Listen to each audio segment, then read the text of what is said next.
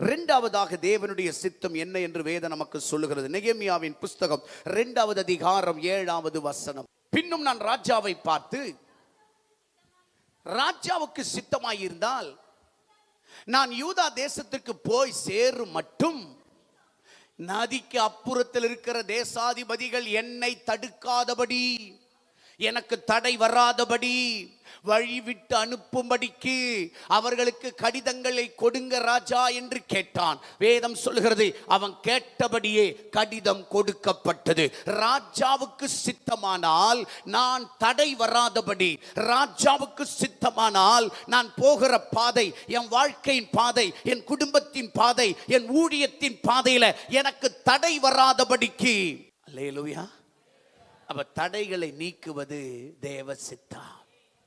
ராஜாவின் சித்தம் என்ன? உனக்கு ஒரு தடையும் வரக்கூடாதுப்பா.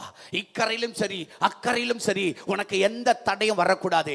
ஊழியத்தில் எந்த தடையும் வரக்கூடாது. வாழ்க்கையில எந்த தடையும் வரக்கூடாது. வேலையில எந்த தடையும் வரக்கூடாது. உன்னுடைய எல்லா விஷயத்தில கர்த்தர் தடை வராதபடிக்கு செய்வதுதான் அவருடைய சித்தம்.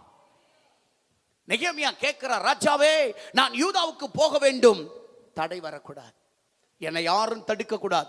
எந்த மனுஷ தடை வரக்கூடாது. எந்த பிசாசின் தடை வரக்கூடாது. எந்த மாந்திரிக தடை வரக்கூடாது. எந்த விதம் மனுஷ தடைகள் வரக்கூடாது. எந்த அதிகாரியின் தடையும் வரக்கூடாது. எந்த அரசியல் தடையும் வரக்கூடாது. எந்த விதமான தடையும் வாழ்க்கையில் வராதபடி என் தடைகளை நீக்குகிறவரே எனக்கு முன்னே கடந்து வாங்கப்பா.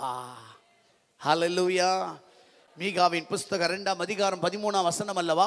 இதோ தடைகளை நீக்குகிறவர், உனக்கு முன்னே நான் புறப்பட்டு போகிறேன். இந்த ஏப்ரல் மாதம் உன் குடும்பத்துக்கு தடை வராது. நீ தொடங்க போற காரியத்துக்கு தடை வராது. நீ ஆரம்பிக்க போகிறாயே தடை வராது. நீ செயல்படுத்த போகிறாயே தடை வராது. கர்த்தர் தடைகளை நீக்கி உன் பொருளாதாரத்துல, ஆசீர்வாதத்துல, சுகத்தில, நன்மையில, கிருபையில எல்லாவற்றிலும் தேவன் உனக்கு அனுக்கிரகம் பண்ணுவார்.